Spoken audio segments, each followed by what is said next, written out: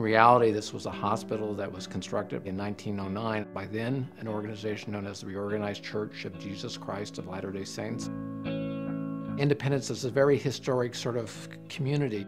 For older members of the community, they had gone door to door and raised money to make improvements and expansions to the hospital.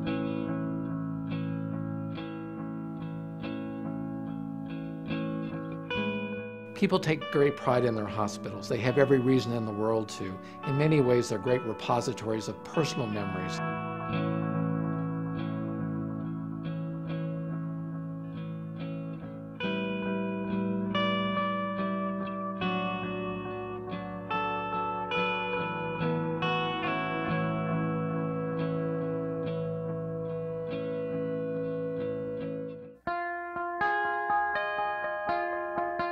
People were anxious and people were concerned about, well, the hospital was closing. Few people really wanted to talk about what would happen about the hospital that was abandoned.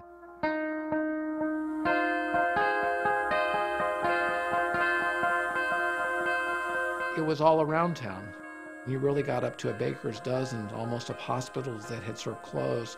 And in each instance, there had been few effective or adaptive reuses for the hospital.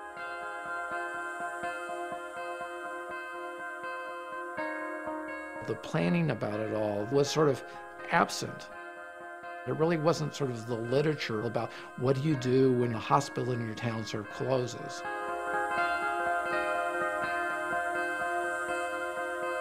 And many of these were standing as hulking, shadowing shells, lording over, if you would, what had been a vibrant center of life and activity.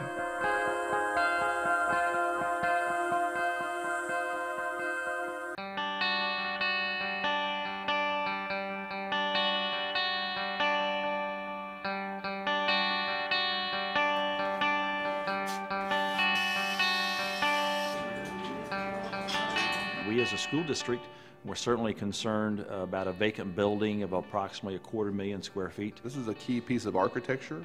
It's a focal point of the community, especially in Western Independence, an area that is economically challenged. For this to sit empty for what could potentially be years, as many old hospitals often do, that was just not an alternative. So I was throwing out ideas. This is one of the ones that, as I say, you throw to the wall and it sticks. We were looking to consolidate some of our operations as a district, and as we really started to delve into the possibilities, it became really exciting. It was my board of directors, it was the school district, it was the City of Independence, city council members, mayor, city manager staff that really formulated this concept. We had the opportunity, in conjunction with the City of Independence, to use tax increment financing dollars. Anytime you generate pride in a neighborhood around a specific project, people start taking a greater sense of pride in their own home, in their own business. Everyone saw it as a challenge versus something that was going to defeat us.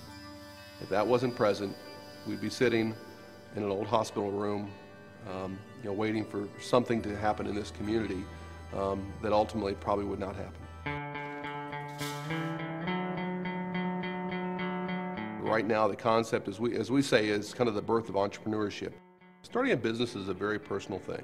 We've had people come through here that thought the opportunity didn't exist for them to do what they've always dreamt about. Being able to work at the Innovation Center has impacted my business in a gigantic way. I can now move to the next level with my baking, with production, with volume. The facility has been wonderful for us. Everything is new, it's efficient, it's very easy to work in. A lot of the growth that the business has experienced wouldn't have been possible without this space. I've never been in a situation in my 20 years of economic development where I've been hugged because of something until this project.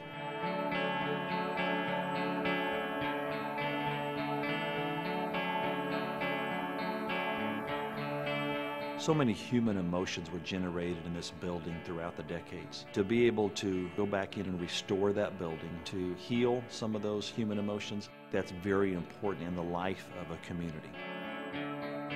You really have to have hope and really have to sort of fight for where you live. It's so gratifying to understand a place that has meant so much to so many different people over so many generations can have a new life, a new future, and be such an asset to the community.